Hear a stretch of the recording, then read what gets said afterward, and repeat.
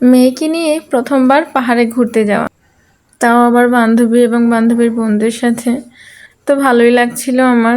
অনেক দিন পর বান্ধবীর সাথে দেখা এবং ঘুরতে যাওয়া, সাথে আমার মেয়েকে নিয়ে খুব ভালো লাগছিল। আবার টেনশন হচ্ছিল যে আমি এত কষ্ট করে একা একা তো ওকে সামলানো খুব কষ্ট হয়ে যাবে আমার। কিন্তু না, আমার বান্ধবী ওকে অনেকটা সময় রাখছে। ও তো বলে আমি হচ্ছি ওর দ্বিতীয় মা, ওইরকম একটা ব্যাপার। সারাক্ষণ ওর কাছে ছিল। সাথে আমরাও একটু ছোটোখাটো ভিডিও বানিয়ে নিলাম, আমরা তিনজন। ও হচ্ছে আমার বান্ধবী, ওটা ছিল পেছনেরটা ছিল ওর বান্ধবী আলাদা, আমি ওকে চিনি না। তারপর আমরা খুব কষ্ট করে পাহাড়ে উঠছিলাম। আমার কোলে ছিল ও, কি বলবো, পায়ে জুতো ছিল, অনেক কষ্ট হচ্ছিল। পরে ওর আপু বলছিল যে বাচ্চা নিয়ে জুতো নিয়ে ওঠা সম্ভব না। পরে আমি জুতোটা খুলেই ফেললাম, এখানে রেখে গেলাম। তারপরে অনেক উঁচু জায়গা, যেতে অনেক কষ্ট হচ্ছিল। আর পাহাড়ের উপর থেকে তো এই জায়গাটা অনেক সুন্দর লাগছিল, সবুজে ঘেরা। আর এখানে তো ঘাস নাই, লাল মাটি, খুব সুন্দর একটা ভিউ ছিল। আমার মেয়ে তো তারপরে অনেক মজা করছিল।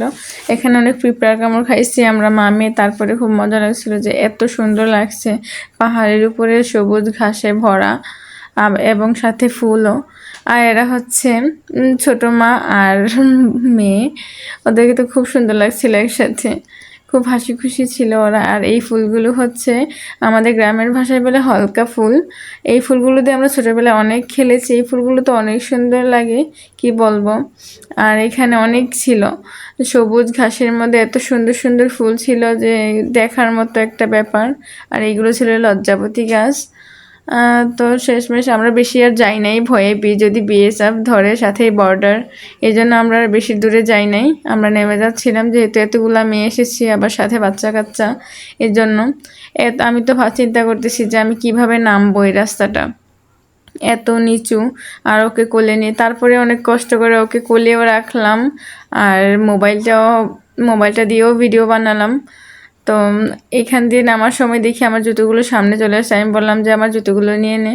ও আমার জুতো নিল। আর ওর আপু বলছিল আগে দাও, তোমার মেয়ে দাও, তোমার মেয়েকে নামে, কারণ ওঠার সময় উঠছি কিন্তু নামা তো সম্ভব না।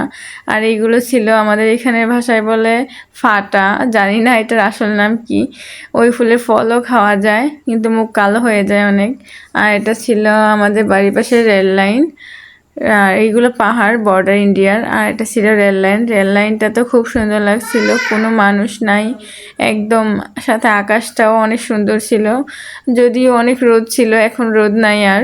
এখন তো খুব সুন্দর লাগছে প্রকৃতিটা। আর এখানে আমি আর আমার মেয়েকে নিয়ে হাঁটছিলাম। আমার মেয়ে তো ট্রেন দেখতে খুবই ভয় পায়, তাই ও ট্রেন দেখেই আমাকে এইবার শক্ত করে জড়াই ধরছে। আজকে এই পর্যন্ত। আর আমার ভিডিওগুলো ভালো লাগলে সবাই একটা লাইক, কমেন্ট এবং একটা শেয়ার করে দিবেন। আল্লাহ হাফেজ, আসসালামু আলাইকুম।